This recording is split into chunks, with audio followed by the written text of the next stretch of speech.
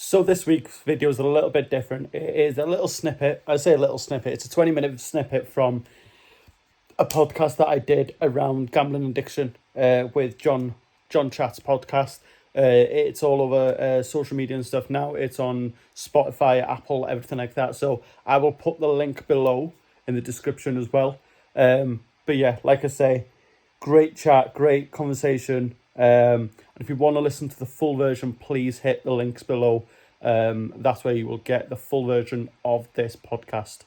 Don't forget to hit subscribe on my YouTube channel and also hit subscribe on John's podcast, because he's going to have a lot of interesting people coming on talking about all sorts of different things that you might relate to. Drop me a subscribe, drop John a subscribe, drop a comment, let me know what you think. And yeah, thank you very much. Hello and welcome to episode number 4 of the John Chat podcast. I'm joined by a very special guest today, and I'll let him introduce himself. I'm Gethin, and I'm a recovering gambling addict, if you like. Yeah. Over 4 years, 7 months now, Right. with no bets placed. That's where I'm at with everything, to be honest with you. Yeah, and obviously we're going to talk about sort of your journey through that. Yeah. So, I guess we'll start talking by the start really. Where did it sort of begin for you? Do you know what? It all started with a little bit of fun on a Saturday morning. I always look back at it and think me, my dad and my granddad and my brother would pick horses on a Saturday. We'd all have a pound, pick horses, great fun. And we were kids, Yeah. 14, we were, pick that one sort of thing. It was nothing, we had no idea. Yeah. No idea who's what or what was going on. Like, look at the shirts or look at the names, Yeah. and like, that's a cool name, or anything associated with you, Mm-hmm. or anything associated remotely to do anything with your hobbies. Football teams or Yeah. dates of birth. Like or birthday it could be months. a horse that was something to do with Welsh in it. Like, that's the one's going to win. Doing that. Do you know what I mean? And it all started off, and then you'd start winning and keeping money for next week. So that's what you do. You'd sort of go in, So put whatever money on. winnings, that would be for next week. Like a rollover. Yeah, sort of thing. Okay. So if you won £2, you get £2 next week. Right. And then it was a bit of fun, and we'd just try to see who would be the highest after a few weeks, and Yeah. that's when it started. But when it started seriously, in my eyes, was when I was 18, 19, Okay. when I started working full time. Right. So getting your own money now. Started in my own wage, and in the industry I was in, obviously being chef and restaurant and stuff like that, like a couple of the lads there were placing bets themselves, and we were talking, and I'd say, I've got a tip for you, put this horse on, or I've got a tip for you. I was like, let's put money on it. Yeah. And from there then, I recall now, I'm like, wait a minute, that's where that started, or that way, Yeah. that's where Yeah. it started going out of hand. Getting serious. Yeah. Other than a bit of fun on the Saturday. Yeah. With your dad, your granddad, and, Yeah. you know, putting a pound on you, suddenly now getting your own money, you're a chef. Yeah. Now the attraction is it. So the one thing that I always think, because I'm not a gambler, Yeah. I'm sort of I want to describe myself as a gambler, a flutterer in a way. Yeah. So I could go out with 50 quid in my pocket, go to a poker table, and quite happily lose that 50 quid. Okay. Trade it off and say, well, I'd spend that on a night out. I mean, not these days, Yeah. but back in them days you could. And I'd lose it and be happy. I'm Yeah. not a chaser, as it were. Yeah. So I guess my question for someone who was probably a deep gambler was, what was the attraction? Was it the money? Was it the buzz? What was it? I think it depends on where I was in my life. Right. There was parts where it was the buzz, parts of it was I'm skint. Right. I So you don't need know. that money. So from there then, I was living at home. The bills were basically nothing, mate. Yeah. If I go back to that now, it'd be alright. I think everyone would, yeah. But the bills were basically nothing, so a lot Your of money's all my yours. income was also expense. Yeah. So I had a lot of money. I wouldn't say a lot of money, that's wrong, but I had more freedom. Yeah, disposable income. Yeah, disposable, that's the word. Yeah. So going out on nights out and stuff like that, and we'd still be in college getting 30 quid a week EMA Yeah. I mean- On top of it. on top. Yeah. You go to William Hill with that 30 quid. Friday, 10 o'clock, William Hill, every week. Was that just you, or was that a group? Me, a couple of mates, we put money in a roulette, or we put money. the accumulators. I mean, we put 23 team accumulator, come up to like 9.6 million. Already spent in my head because it's definitely coming in. I mean, every single one of these teams are coming in. Is that your mentality when you're gambling? Is that when you put something on that's going to happen? So everything. Is that what's going to happen? Yeah, it's got to. So if you go to a roulette table and you put number 7 on, number 7's coming in. Yeah, it's like and like roulettes and poker and everything like that. Like, there's been times where I've stayed up way overnight playing in poker tournaments and stuff, like multi-million-pound poker wins. Like, I'd obviously not won them, but if that winning comes in, you're in big money. Like, you get to the next table, you move to the next table, and you're like, I'm getting far into this now. That's what it works, doesn't it? You go with lower chips and you get moved into the higher tables, higher chips, and then chips start going up, and you're like, I'm doing well with this, and like, I've only put 50 quid in to play here. And then it goes to, if I put 50 quid in to play and then play with real money, like, I had a pot of like 20 grand here of not real money, like of chip value. What if that's real money? I can then walk away with 20k. So in your head, you're thinking, I can turn that £50 into 20 grand. If I can do it with these chips in a tournament, I can do it again. I can do it again easily. Right, and then that's the sort of mentality you're in, and it's like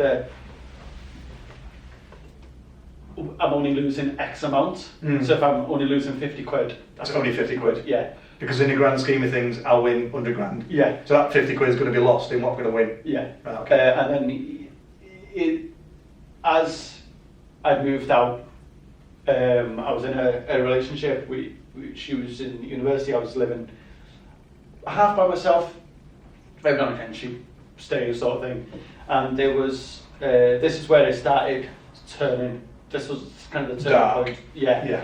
Was when a bank statement came through for me, but there was only the address on it, sort of thing. So it didn't have a name on it? So the name wasn't there, so anyone could open it? Yeah. So she opened it. I've got no, like, honestly, probably one of the best things that happened. Right. Opened it and fucking lost her head. Fully lost her head with me. She's like, you're a fucking disgrace. I remember vividly throwing the letter at me. Was it like a statement that was overdrawn or in debt? No. So it was just my genuine monthly bank statement. But she could see your money going on that statement? Yeah. So she could see it was all William Hill and Betfred and whatever? Hundreds. Really? Right. Hundreds and hundreds and hundreds. And how far into the gambling in terms of like time was this from? So I would have been about 21. Right, okay. So it'd been a couple of years in. Yeah, so it's a couple of years after your college when you go on a Friday. So like I've kind of moved a little bit here because there's a period of it where it's not that fun to sort of there's a period of it where it was just like a Saturday afternoon, put Fiver on. It wasn't or like Monday night football. It was nothing. You were still sort of fluttering. You were feeling. By now, I'd moved my job. I'd live in on my own sort of thing. So I was funding myself, and I was finding it quite difficult, but I wasn't open about it. Instead of going, wait a minute, I'm fucking struggling. Yeah. I was like, burying it. If I put more money in Sky Bet or in William Hill or in this, it means I'll have more money back. Mm-hmm. And then obviously it was like £5. Online, you don't see that money. Yeah. It's not real money. Yeah. This is the issue I have with it. Yeah. It's not real money, and I hate that I didn't see this. Yeah. Like I was working hourly wage, everything I can, and then obviously she fucking booted off, threw the letter at me. I mean, threw it like. And was that it? Then were you done? Like, were you done a relationship? Or well, not at that point. It was like, what's going on? And I was like, oh fucking hell, Joey, I'm struggling a little bit. This is where we're at with it. I'm Joey. It's just... Would you say back then, if I met Gethin back then, and I said to you, Gethin, if you got a problem with gambling, would you have thought you did then or not really? No, I'd have argued with you. Yeah. I'd have argued with you. I'd be like, no, I haven't. I've got it under control. I can stop any time. I can stop any time. I'm not bothered. I can do what I want. Yeah. I'm all right. But looking back now, I guess. Yeah, mate. Looking back, and that's not even the worst of it. Like after that, very briefly after we split up, I still think a lot of it does come down to that. Like I say, I'm very grateful for that moment. Yeah. Because I now am very proud of that person. Yes. Of me, not her. Yeah. Yeah. We won't go into that. I'm very proud of me. Yeah. Like this Gethin, that Gethin then would be proud of this one even more. Mm-hmm. Because even after that, I was living on my own, and things got even worse because I was genuinely funding everything myself now. The gambling got worse. And you got more time by yourself, I guess, if you're not Yeah, got I was in my own head. Yeah. I was drinking a Little lot devil more. over your shoulder saying, "Go on, get in, put a bet on." What? So at that point, what were you betting on? Was it still horses? Was it football? So I remember joining like a private Facebook group. We were paying £10 or £20 a month, Yeah. and it was like tipsters. Tipsters, yeah. And if I hope that the tipster does listen to this. I think you're an absolute bellend. Yeah. Sorry, but Yeah. I do, because Earning money off people gambling. yeah. Like I was putting alarms on my phone for 3 a.m. to bet on Argentina third league on corners. Wow. Like, and I was putting one thing the tipsters did, and I started doing it a lot, was this rolling accumulator. So you start with 20 quid, and it's like, let's do 15 steps to 2 million. And you're like, all right, okay, you put 20 quid, come back with 41 to 22, 62, 62 to 93. And you start, and Sounds good, doesn't it? fucking brilliant. Obviously not going to happen, is it? So when you get to 400, 500, 600 quid, and the next bet is 1, 3. Yeah. You know, you put that 600 quid in, you're like, I need one more corner. You're depending on someone in Japanese third league for 1,300 quid at 2 a.m. Yeah. Half a bottle of vodka down. And you're watching it, are you, at that time Watching as it well? on the little Bet365's little thing. Because when you join them, you can watch Yeah, them, you can can't watch the game, and like at one point I had my laptop open here, I had my phone on me, and I had my TV, and I had 3 different games that I was watching. Oh, they had 3 different bets on. One was with yellow cards, one was with shots on target, and the other one, and it was like I accumulated about 600 quid on them games just between them. Do you know what I mean? Yeah. And Wow. but in my eyes, it was only 20 quid each, because the rolling accumulator had got to that point. Yeah. And it was like, I think, So you've not lost 600, you lost 20 quid 20 quid. effectively, yeah. and that was the mentality I was in. Like, I was working in a restaurant in Chester where there was a lot more people gambling. Right. The chefs there, they were gambling. Bigger culture. Bigger gamblers. Like, honestly, bigger than me. Is that At because of point. more money, or was it just because they had a bigger problem, or? I think both. Yeah. But I wanted to be like that. I wanted to be involved. I wanted to be getting with them. Because if I was getting in with them, they were like part of my bosses. So I was with the cool kids. Then they would lay off me, like not give me any other shit jobs, and they'd give me more hours. And You're in the in crowd. yeah. So I was like, right, if I put more money down, and I remember putting. We were watching Chester races. Me and a couple of lads, we had to split. So we went down to split shift. So we went down, and one of the lads said, "Oh, I might put 500 quid on this horse, you know." 500 quid. I was like, rent's due next week. We'll talk about how to some microphones. It's like, rent's due next week. 500 quid's my rent, or 475 at that time. It's like, even if I lose, I'll still be alright for next week, because I'll get my tips in and I'll get weekly pay, so I'll be fine. It's like 500 So you're already planning to lose, and how I are you was going like, to cover if that? I lose, Yeah. what's the worst? And it was like, I think 3 to 1, so I was like, comes back in, it's £2,000. Wow. I was like, I said to the lad, listen, we'll go 250 each. Right. We'll go 250 each. He's like, Yeah. no, I'm going my own, because it's coming in. It's a strong tip. Dead set. And I was like, why don't I go 250 each way then? If I'm like, and at least I backed myself, and I was like, nah, I'm going to go in. So you've shifted a bit there, haven't you, from Yeah. saying that you know you're going to win and that number's going to come in, to now internal starting to dialogue. think, hang on a minute, Yeah, if I can split it, then I'm Yeah. going to win either way. yeah. Yeah. Internal dialogue, and I was like, nah, I'm going to go, let's go for it. And I went for it, and it came second, and I went all in. So second would have got my 1-2 back. And I was like, Yeah. and it was like, shit, this is bad. Mm. This is bad, right? Next day, car payment failed. Day after, phone payment failed. And I was like, oh no, I forgot about them too. This month. So in your hype of Yeah, going with these chefs bought and- rent. I just Yeah, bought rent, you and I was like, forgot. rent, important. So I had a priority list, like, importance was rent, phone, car. Yeah. They were my, like, 3 priority. things you need. And phone was more important than... Because you needed that rent. gamble. Exactly. Yeah. That was like, and worst case scenario, I needed my car then to go to the bookies to do it face to face. So yeah, it got a bit dark then, and it took a while. I mean, went to Cheltenham with some of the lads, And when we walked in, we had a game of odds on. We were playing odds on. We were being dickheads. What is odds on? I don't know nothing about so gambling. odds on is like me saying to you, right? Odds on you necking that water in one go, and you like, well, 1 to 3. Right. Okay. So So you're now playing internal betting games. Yeah, it's like a fun game. So it's like me saying, right, what's the odds on you doing this? And depending on how severe the thing is, it's how big the odds are. Yeah. So it's like, and like we were idiots. We'd had a few beers and what's the odds on you putting this on this? And I'm like, I've got it. So we went in and the lad went to me, what's the odds on you putting 1,000 quid on a horse? And I went, I'm not doing 1,000, I'll do 900 quid because that's what cash I've got on me. Oh my god. Which you just walked into this place and you're playing. Yeah, this is the first race on the first day, and we were there for 3 days. Wow. So how much cash did you take with you? 900 quid for the 3 days. For 3 days. Yeah. And the first one was odds on you doing that. First horse. Right. And I went 10 to 1, and he went 10. Like, yeah, you won't get me at 10. And I right, okay then.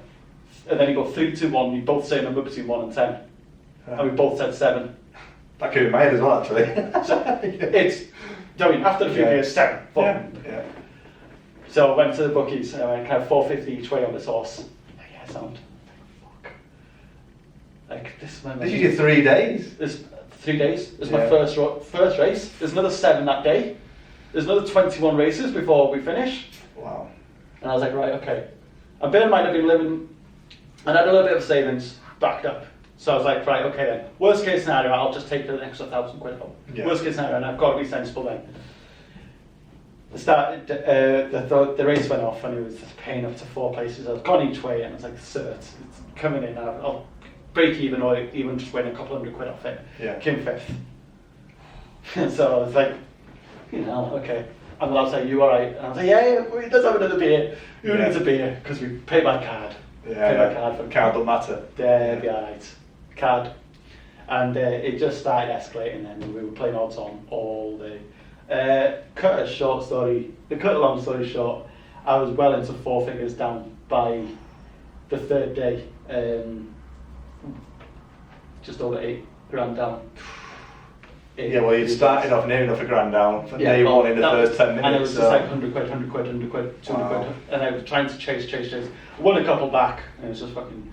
I remember going home, staying at home for a couple of days, and I said to my mum, can I borrow a tenner? She's like, what's the matter? What's up? And I was like, I just need to borrow a tenner to go back home. She's like, did you live near your parents? about an hour away. So what was it like for a train or? No, drive. Oh, like petrol. Yeah, so right, I was like, okay. can I send it from diesel sort of thing? She's like, you've just been paid, you've just been Cheltenham, you said you won sort of thing. And I was like, yeah, just... you were hiding it? Issues you were hiding at that point? Yeah, issues with the bank, can't get money out. That trick sort of thing. And she was like, right, okay, back. I want it back sort of thing. And I was like, yeah, it's on, yeah. Went home and I was like, fuck, I'm in a bad place here. Really bad place here. 8 grand down though. Like, and all that was my house saving. I wanted to buy a house. I was like fucking set on it, and like. So that wasn't credit card debt. That was just purely money that you'd saved by doing your chef job. At the moment. Yeah. At the moment. Yeah, that's why I just wanted to verify that. Yeah, at the moment. So, got that. I was like, right, okay, savings. I'm not in any debt, sort of thing. Yeah. It was like. That. So I'm not that bad. Yeah. Okay, I'll spend that house saving money, but I'm not that bad. I can win that back, sort of thing. That's what was in my head. And then it started getting worse with gambling more expenses going out, with obviously cost going up. I was on my own, fully on my own sort of thing. I was put on a salary and work instead of hourly, so my wages went down. You do a lot of long hours as a chef, don't you? I was doing 80, 90 hours because I was on pay hourly. Yeah. But I was not doing it because I enjoyed the job. I was doing it because I needed money to fund all this. To have it, yeah. So obviously went through all that, got all that sorted, and then it started really rolling down. Then I was like, right, I'm really fucking broke here. Get a credit card. Right. There you go. Get one 39.8 APR or whatever it was, because my credit score was shit anyway. In the good old days. Alright, got one. Yeah. Fuck. I've maxed that out within a couple of days. I'll get another one. Shit, maxed that one out now. I'll just pay 20 quid a week on that, 20 quid on that, 20 quid on this, we'll be alright. Started trading off, isn't it? I was paying one credit card with the other. I might have had a grand out of one or whatever, but I'm paying £20 a week, so actually it's not. I'm paying £20 a week when the interest is already 40 on it. And what sort of figures were you having in these credit cards as opening statements? What were they I think max one was about 1,200, about 6 of them. Yeah. Do you know what I mean? I was paying different credit cards off. I then went to the bank and had a loan, overdraft Right. of another 870 quid. Wow. So bear in mind now, like it was snowballing now. It was like fucking really bad. And I remember me and a couple of mates had a few beers one night and we were like, let's go casino. Yeah, fucking let's go casino with the boys. Played cards and stuff like that. And I remember going home and I remember sitting in bed and I was like, this is not good, you know. I rang in ill the next morning because I didn't have any money To get there. to get there. Wow. No money in fuel and stuff like that. I was like, I need to do something here. And that day I was like, right, I'm going to sort my head out. Need to sort it. Need to sort it. Yeah. I didn't know where to look. Didn't know where to start. Like, do you know what I mean? In the background I was still having horse racing on my TV. Whilst I was saying I'm sorting my head out, I was watching horse racing. That's because by then it's tuned into you. Yeah. That's what it is. Yeah. And I guess from a very, very young age, it was a fun thing. Then you've gone to work at the Chefs, and then you've gone to work in Chester. It's all glamorising at that point, because these lads in Chester, you probably earn a bit more money. Chester's a very rich area, so you've got a bit more money to play with than you probably had before. So it's cultural, it's in you now. That's what you do. You get home, and out of nothing else but habit, you put the TV on, you put your Betfred or William Hill account on, and that's it, isn't it? And do you know what I mean? I was closing accounts down with bookies to reopen them in different. To get opening offers and stuff like that. No, just I was trying to stop. Right. Okay. But I was trying to stop. But I was like, I'd close an account with William Hill and open one with Sky Bet. Close one with Sky Bet and open one with 888.com. Right. Close that and open a different one. I was like, I'll put 5 years on that and open it with a different one. Yeah. So you were kind of trying to stop, but you're still opening up more avenues, weren't you? And I was like, oh, there's boxing's on this weekend, I need to put a bet on. And I was opening a different account or something, and I was like, right, this isn't fucking working here. Something needs to stop. And it was in my head for a while. I was like, something needs to stop, something needs to stop. And I remember I had a little house party in mine, and I got pissed, and it was like a waking moment where I was like, no, it has to stop. That day I was like, right, it has to stop. Didn't. It was like next morning, I was like, I fucking open another account. Because you can't quite stay away from it. I couldn't understand What was the, so at that point then, what was the attraction then? Do you think that still kept you going? I was genuinely broke. Right. I was like, I'm going to have to get rid of my car. I'm going to have to get rid of my phone. I'm going to have to get rid of something. So now you're not gambling to get the buzz, you're gambling to get all the money. I left my house in Wrexham, left it because I had a new job in Middlewich. Right. Still the same company, but one of the chefs I work with took the head chef job and said, listen, I need a helping hand. I'm going to offer you more money because I know what you're already on, and we'll go there. So I went there, but for a little bit I was still working and travelling, right. And there's a little bit of distance, and I said, listen, it's a bit shit. So ended up living upstairs at the restaurant for a little bit. Yeah, like a flat above or something yeah. And it didn't really help because now you're isolated. I can drink all I want. Yeah, no one will know. No. Yeah. Like, I don't need to move my car. Spills can go in and... You don't need a car, really. And I started drinking a lot more, a hell of a lot more, and the risk to reward with betting, the risk wasn't there anymore.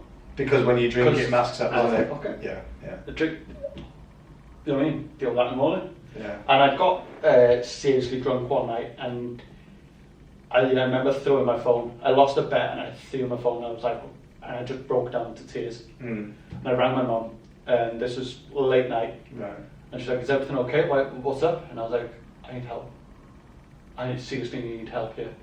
It's not good." Do you think at that point your parents knew there was No. this going on? No. Were you hiding it quite well from friends and family and stuff like that? Not even your closest friends probably knew. No, none of my mates. They've obviously knew you gambled, but not to what extent your mental health was now. They'd only know about the bets that I'd won. Right. They'd only know about £5 bet that I'd won or £10. They never knew about any other bets above 20 quid. Right. Okay. Never. I wouldn't even tell him. Yeah. Like, don't get me wrong, my dad warned me all along. He's like, just be careful, don't be silly. Yeah. Only bet what you can afford. And like, he's been so clear with me all my life with it. Yeah. Like, only bet what you can afford. Don't be stupid. Save your money. Doing it. And he's been clear with it. And very, very sensible. But when you're in that storm, you don't see clearly. No. You don't see clearly. Like, me talking about it now, I'm like, fucking, how easy would that have been? I Yeah. didn't have it, don't spend it. Yeah. And Easy said than done though, isn't it? Like saying you're in that moment. And another thing I'm probably going to do next few weeks will be to do with alcohol. Yeah. But alcohol obviously impacts your decision making abilities. Yeah. So when you're trying to say to yourself in one way, so you've got like the angel and the devil scenario, haven't you? You're getting the good guy saying, right, we need to get a hold of this. I'm drinking too much, I'm gambling, I can't afford to pay my bills, you know, it's getting out of control. Also back then as well, impacting your mental health must have been catastrophic. Yeah. And then the little devil inside you when you wake up the next morning goes, I'll be alright, and then you reason it out. So you say, oh, it's only this, it's only that, and then you start to, you can never get away from it, I guess. No, and another thing I noticed with it is that no one can see. Like, there's been times where, I could go to, if I'd had a drink, you would smell it on me. Also, you're stumbling or slurring your words or something like that, yeah. If I had done drugs, you'd see it on me. Yeah. You'd see the eyes, you'd see the slur, whatever. If I lose 500 quid whilst going to the toilet, you haven't got a fucking clue. And that is one of the biggest things I noticed. Like, the amount of times I went to the toilet or whatever and lost a couple hundred quid. So you go to the toilet at work, gamble money on your phone. And I come back in a mood. Right, And okay. people are like, what the fuck's the matter with you? Like, don't fucking talk to me like that. So you're already right here in stress. Yeah. So all it takes is someone to... Small little thing and it'd be gone. How did that impact your job in terms of capabilities in doing your job? Did that affect your job? Or? Yeah, massively. Yeah. I posted a video on YouTube, when I first opened up about it, I apologised to every single person I used to work with. So, because it's not acceptable the way I spoke to people, the way I acted with people. Like, it was none of their fault. Yes, I was passionate about my work, but there's ways and means around it. This person now I'm in disgust with that person, sort of thing. Yeah. And like, I hope people understand now that why it wasn't you. Yeah. That was happening. Yeah. But I'm still fully responsible. I'm fully full responsibility for all that. Like, I would never ever look back and go, not my problem. But at the time you would have done because it 100%. was different. Yeah. Like, and I fully look back and go, what a knobhead. Like, no wonder I was in arguments every day with people. No wonder. Like, did you ever break out into fights? Because I know I've just watched that Netflix one about the kitchen. Have you seen it with Stephen Graham? It's called The Chef or something. Boiling Point. And that's a very intense program. So added with that, and then your things that you had going on. So I've watched that, and a lot of it does kind of replicate to a point. Like, I've thrown plates about. I've got a vivid memory of throwing a pair of tongs at an agency chef because he sent out venison steak on a steak sandwich rather than just 5 ounce steak. Right. Like, complete mistake. Like, but you just didn't have any patience, I guess, back then. No, but who the fuck was I to do that? So guys, if you want to watch the full clip or listen to the full clip, hit the link below. Thank you very much. And don't forget to subscribe.